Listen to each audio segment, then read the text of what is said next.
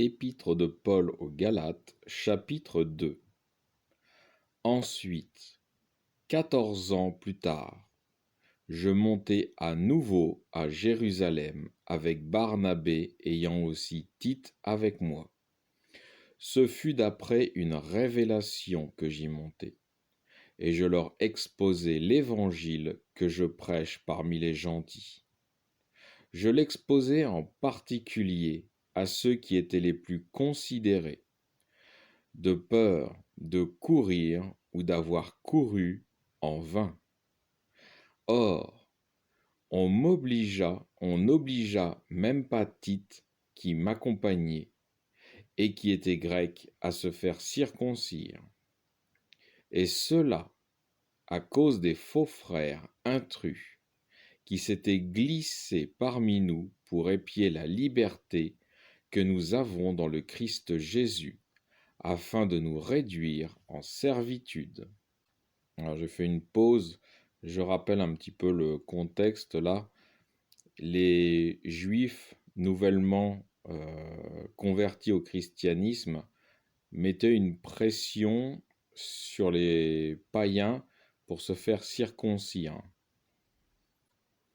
C'est alors que les disciples de Jésus se concertèrent et en vinrent à admettre qu'il n'était pas obligatoire de se faire circoncire. C'est pour cette raison que Tite n'a pas été circoncis. Je poursuis verset 4. Et cela à cause des faux frères intrus qui s'étaient glissés parmi nous pour épier la liberté que nous avons dans le Christ Jésus, afin de nous réduire en servitude. Nous n'avons pas consenti, même pour un instant, à nous soumettre à eux, afin que la vérité de l'Évangile fût maintenue parmi vous. Quant à ceux qu'on tient en si haute estime, ce qu'ils ont été autrefois ne m'importe pas. Dieu ne fait point exception des personnes. Ces hommes si considérés m'imposèrent rien de plus.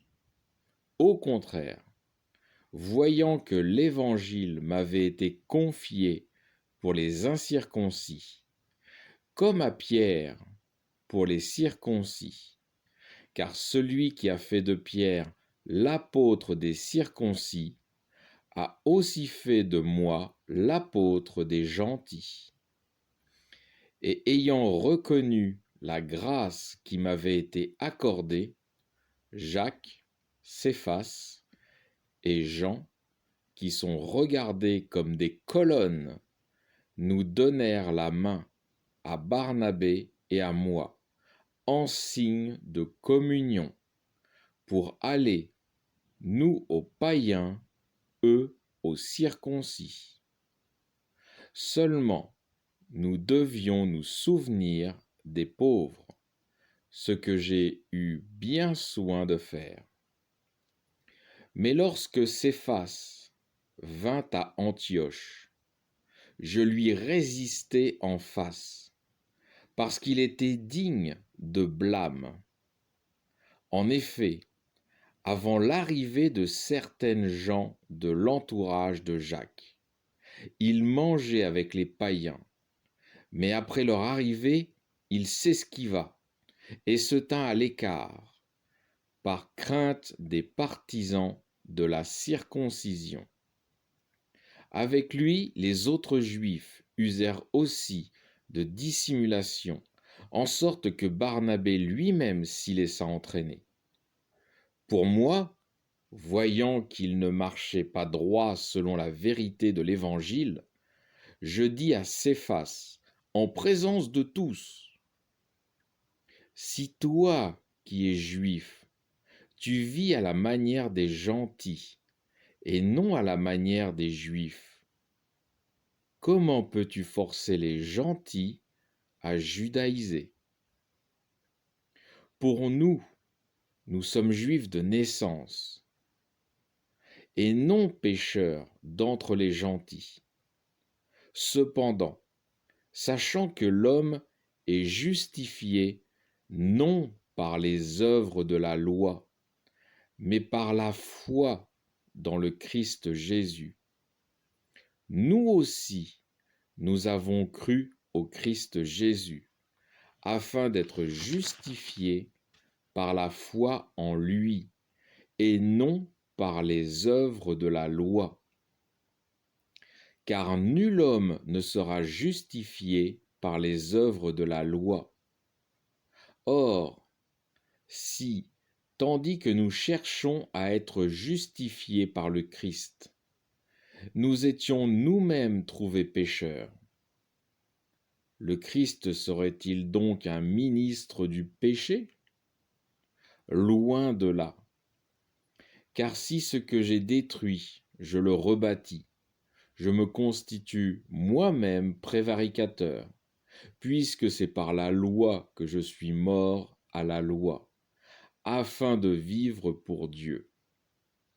J'ai été crucifié avec le Christ, et si je vis, ce n'est plus moi qui vis, c'est le Christ qui vit en moi. Ce que je vis maintenant dans la chair, je le vis dans la foi au Fils de Dieu, qui m'a aimé et qui s'est livré lui-même pour moi. Je ne regrette pas la grâce de Dieu, car si la justice s'obtient par la loi, le Christ est donc mort pour rien. Paul donne ici le parfait exemple de communion avec le Seigneur pour un être humain de notre époque.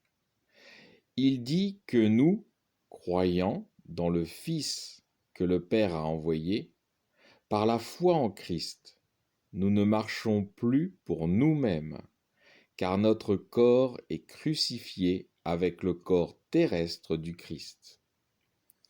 Mais nous marchons par l'Esprit, qui est en union avec celui du Seigneur.